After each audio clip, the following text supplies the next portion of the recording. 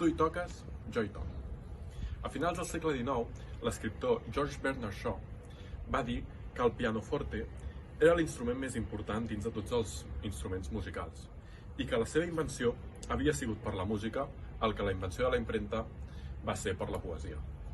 En aquell moment, la principal entrada de música a les cases era a través del piano i segurament els seus intèrprets podien sentir que, per molt petit que fos el públic davant del qual tocaven, es podien sentir a dalt de qualsevol escenari, de qualsevol auditori. Una de les coses que més m'agrada de tocar el piano és aquesta sensació. I és que quan toques el piano no només toques el piano, estàs tocant, tens una petita orquestra als teus dits i aquest és un dels sentiments que més m'agrada.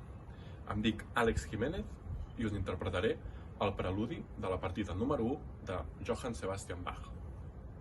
Ja està.